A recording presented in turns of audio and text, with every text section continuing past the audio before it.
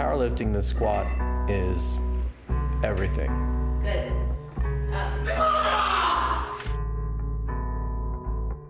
There's often a question when you walk the bar out and the weight feels heavy. Can you get up? Paulie Steinman, South Brooklyn Powerlifting is in the house.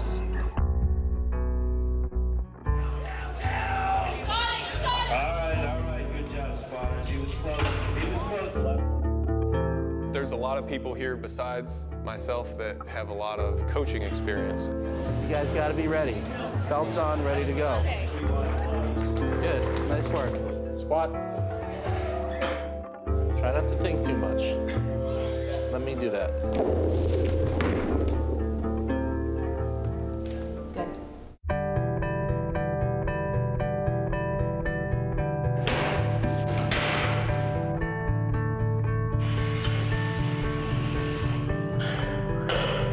What I'm trying to do here is build it from the inside out. I'm trying to create people who then can look after other people.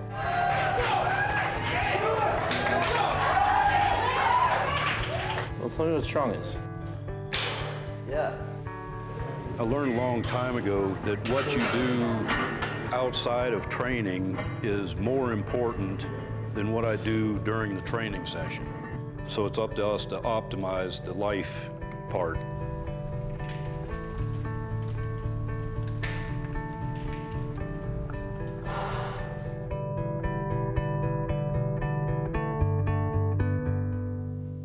This Summer Olympics will feature weightlifting as they have since the modern era began 120 years ago.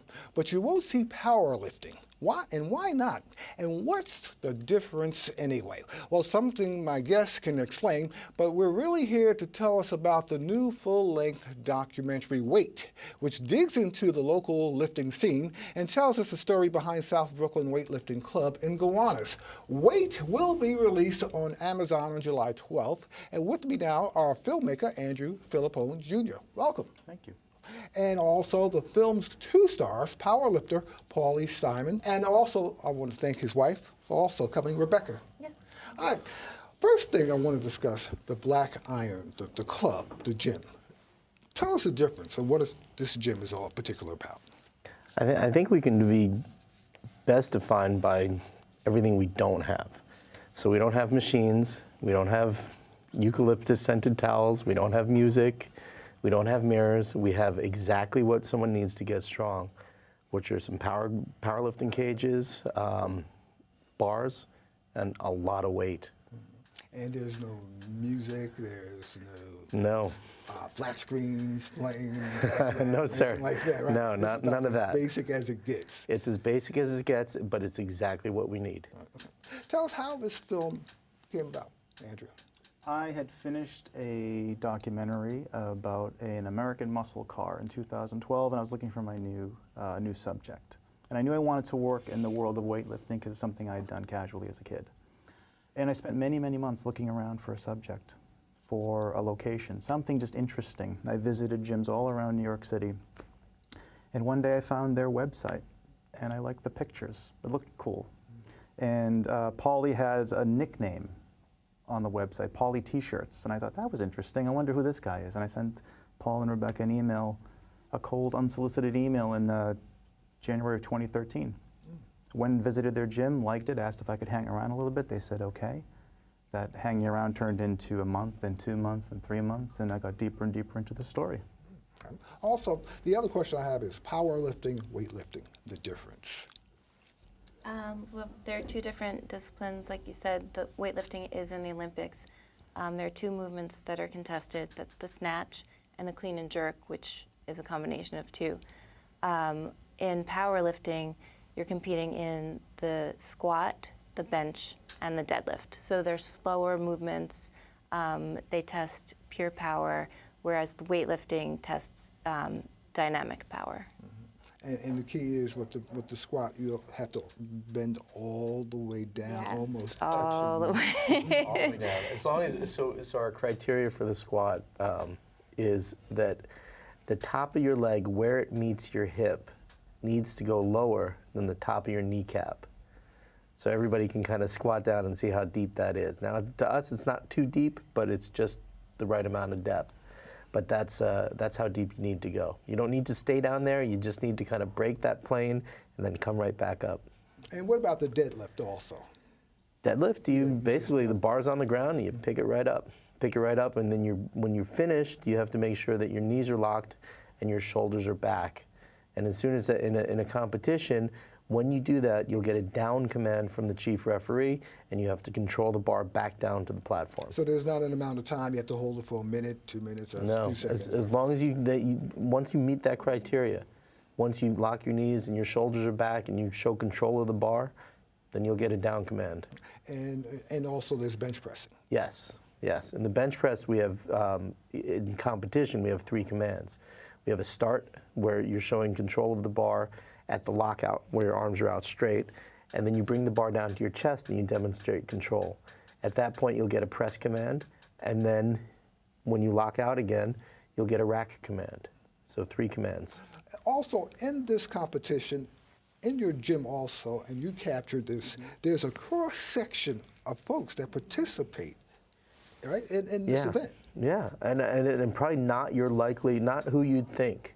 So we have computer programmers. I think we have a high amount of people who have doctorates. We have lawyers. We have students. We have age ranges going from teenager up to people in their 60s, up to late 60s, pretty much. Yeah, late 60s. We also have at least 40% women, which is nice. All sizes, shapes. Big deal. Yeah, 40% women. So it's very.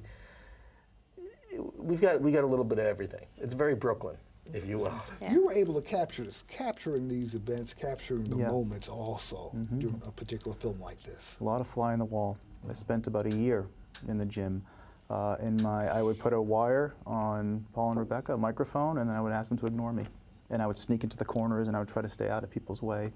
And just listening and watching, and these characters evolve and these storylines kind of rise up. And captured probably 70 or 80 hours of stuff over the time I was there. Now, we were talking off camera before we came on, and I discussed Pumping Iron. Yeah. With Arnold Schwarzenegger that came out back in the early 70s. Yeah. And it really introduced people into the world of bodybuilding. Do you believe that this is introducing people into the world of powerlifting to a degree? I think it's possible. I think it's possible because we're not setting out to do that. You know, we're telling a story about these 2 characters in a certain time in their life, and all around them is this world of powerlifting, and I think that is, that could be the thing that draws people in. It's not a direct sale. And it's a fascinating world, as you see, you know, and everyone there has a life outside of powerlifting, so it's accessible to really anybody. And did you follow some of the folks? I tried. I started that way until their story rose to the top. And their story was something I discovered many months into the shooting. I had no idea that the film that was made was the film I was making. So I did. I followed about 2 or 3 of their lifters at the very beginning.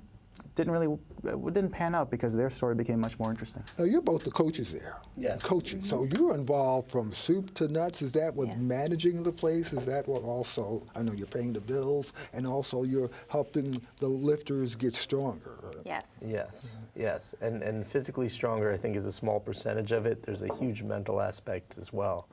But our days are usually, you know, they range about 12 hours a day. You know, we get in straight up in the morning, and we're not leaving until probably 9:30 at night.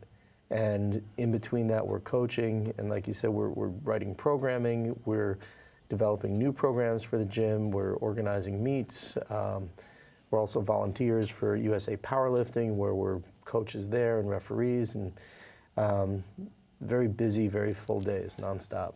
Let's take us from the beginning. Say, I want to come in your gym, I want to start lifting. Take me from, you know, give me a program, give me a sample of how you would treat me in the beginning. Well, we'd be nice to you at first. So, right. Yeah. Well, what's that? Squat. Yeah. Always squat. Always squat. And so, when you come into our gym, we emphasize skill over strength to begin with. So we say that you have to get good before you get strong, and that's how you stay safe, and that's how you're efficient. And once you learn those skills, you'll be able to then build strength.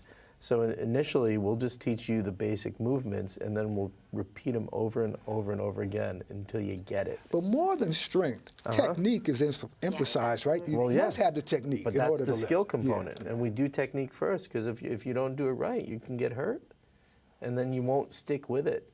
And we want you to stick with it. And it's not about business as much as I think we're true. I know I'm truly passionate about getting people stronger. I think that as we kind of continue deeper into technology, we get further separated from our own bodies. And this is a way to get back to that. A big part of that is, proprioception. We try to teach people that, as you said before, we have no mirrors, we don't have things, so we want people coming in to start to understand what it feels like to move properly without visual feedback, just literally feeling how their body is moving in space. On the national scene, how does your gym rank as far as your lifters rank compared to other lifters across the country? Well, I would say I would say that we're probably one of the premium powerlifting gyms in the country, and that's not just me saying it, but that's other people saying it. And as far as our lifters go, we have everybody from the people that just walked in the door to national and world competitors. So we have people who so one of the things that Beck and I do is that we're coaches for the national team for masters, and that's 40 on up. And we just came back from a world competition, and one of our lifters competed there. Last year, one of our lifters competed there. One of the lifters that we brought up from scratch in our own gym. And so that makes us proud.